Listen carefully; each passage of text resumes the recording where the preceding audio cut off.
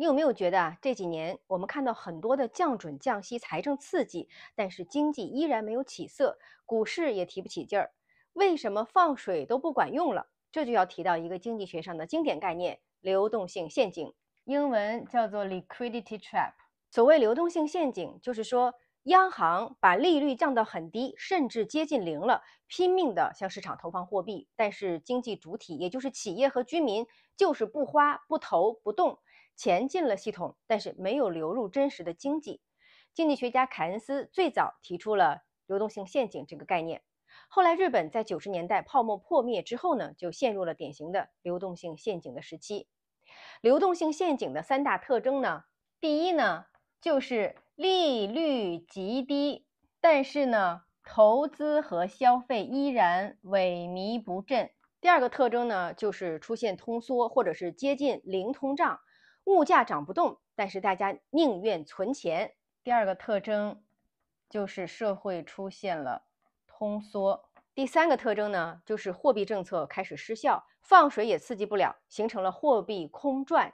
简单来说呢，就是大家信心没有了，钱白给都没人要用。第三个特征叫货币空转。那问题来了，中国现在像吗？我们目前呀，并没有完全的陷入流动性的陷阱，但是有人说呢，已经越来越接近结构性的流动性陷阱了。你看呀，从数据来看，现在的特征是不是有点眼熟？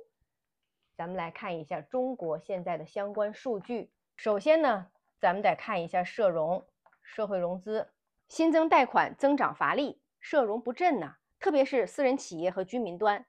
第二个特征呢，中国现在是储蓄高企，大家的钱呢越来越多的想放在银行，或者呢就买一些国债逆回购啊之类的保本产品。第三个特征呢，就是资产萎靡，楼市不振，股市观望，居民的消费现在是信心不足。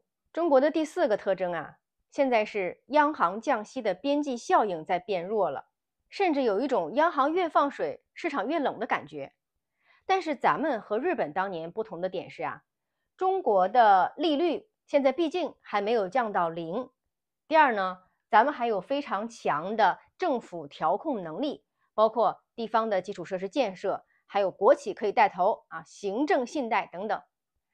当然了，相比于日本啊，中国经济有更强的结构性的问题，比如我们的人口负增长、房地产的尾部风险，还有青年的就业压力。所以我更倾向于叫中国现在呢叫中国式的流动性失灵，但是还不能说咱们彻底的进入了流动性陷阱。那么普通人在当下应该怎么样去应对呢？我们讲一下应对方案。首先呀，咱们不要指望国家在放水之后资产会立刻反弹，在消费的信心还没有提振起来之前呢，钱的流通速度是很难起来的。所以对于普通人来说呢，第一，你就是要保持你的流动性，别盲目的囤现金啊。在当前结构性的通缩阶段，很多人觉得呀，现金为王。但是长期来看呢，光囤现金不一定安全。你的钱虽然没少，但是资产在贬值啊，你的机会在流失呀。